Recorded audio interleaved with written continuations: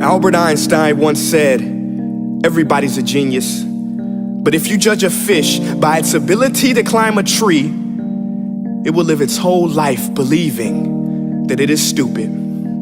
Ladies and gentlemen of the jury, today on trial we have modern day schooling. Glad you could come. Not only does he make fish climb trees, but also makes them climb down and do a 10-mile run. Tell me, school, are you proud of the things you've done?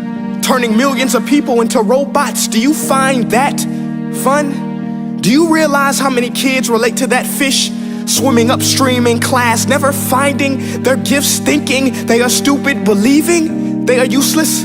Well, the time has come, no more excuses. I call school to the stand and accuse him of killing creativity, individuality, and being intellectually abusive. He's an ancient institution that has outlived his usage. So, Your Honor, this concludes my opening statement, and if I may present the evidence of my case, I will prove it. Proceed. Exhibit A. Here's a modern day phone. Recognize it? Here's a phone from 150 years ago. Big difference, right? Stay with me. Here's a car from today, and here's a car from 150 years ago. Big difference, right? Well, get this. Here's a classroom of today, and here's a class we used 150 years ago.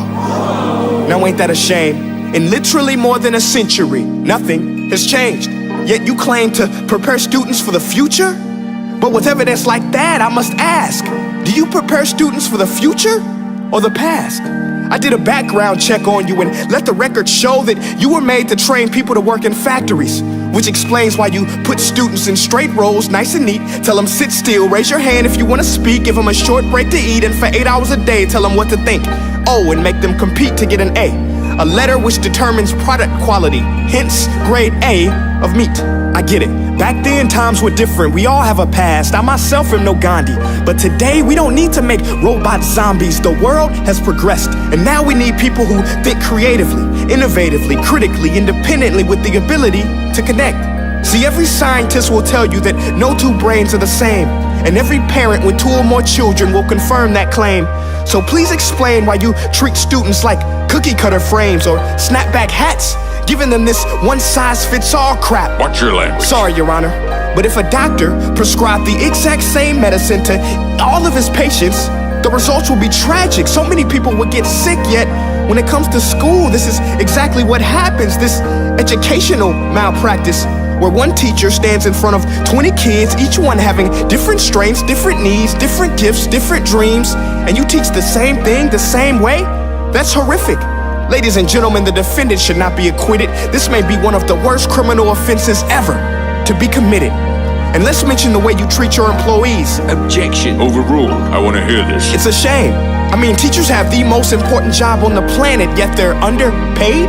No wonder so many students are short-changed. Let's be honest, teachers should earn just as much as doctors, because a doctor can do heart surgery and save the life of a kid, but a great teacher can reach the heart of that kid and allow him to truly live.